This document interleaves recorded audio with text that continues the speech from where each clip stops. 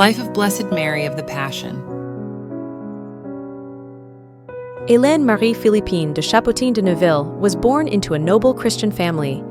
She showed from childhood eminent natural gifts and a deep faith.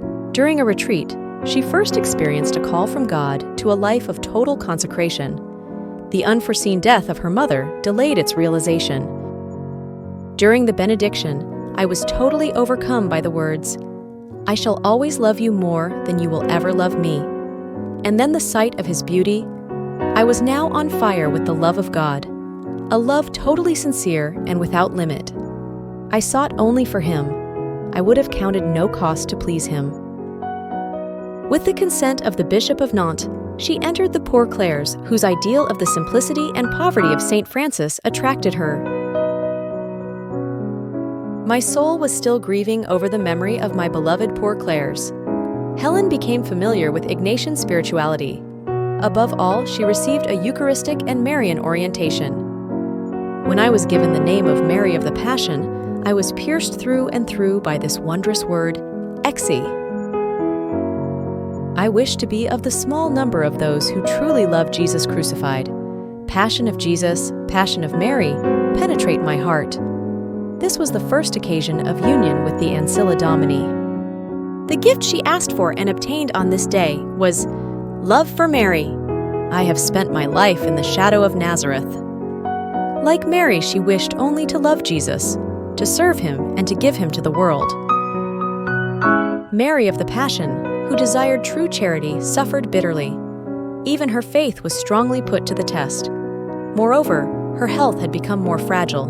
A new house was founded in Oudekermund, in the Vicariate of Coimbatore, under the jurisdiction of the Vicar Apostolic of Coimbatore, Monsignor Joseph Bardou, MEP.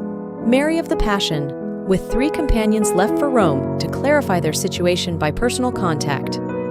Mary of the Passion begged her religious sisters earnestly to promise never to speak badly of those who were causing their suffering, no matter what happened. Pius IX had decided on the foundation of a new institute with the name of Missionaries of Mary. He had approved a white habit for the sisters, and they were authorized to found convents both in the Vicariate of Coimbatore and in any other diocese. In the Church of Santa Maria Aracoeli, she was received into the Third Order of St. Francis, and thus began her relationship with the servant of God, Functor Bernardin de Portogruaro, Minister General, who with paternal solicitude would support her in her trials. After an inquiry ordered by Leo XIII, her innocence was fully acknowledged, and at the chapter of July 1884, she was re-elected as Superior General of the Institute. Re-election of Mary of the Passion as Superior General at 1896, December.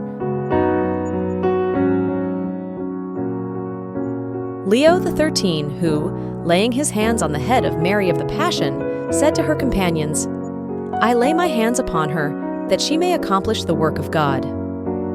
Illness of Mary of the Passion. Last confession and communion at 1904 on November 10th to 15th.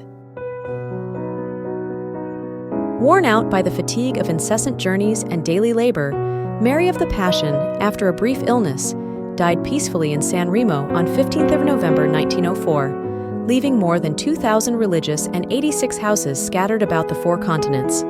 Her mortal remains repose in a private oratory of the General House of the Institute of the Franciscan Missionaries of Mary in Rome. After the consultors had voted unanimously in its favor, the decree for the introduction of the cause was published on 19th January 1979, with the approbation of His Holiness John Paul II. The Sovereign Pontiff, John Paul II, solemnly promulgated the decree on the heroicity of the virtues of Mother Mary of the Passion. 2002, October 20th, Beatification of Blessed Mary of the Passion.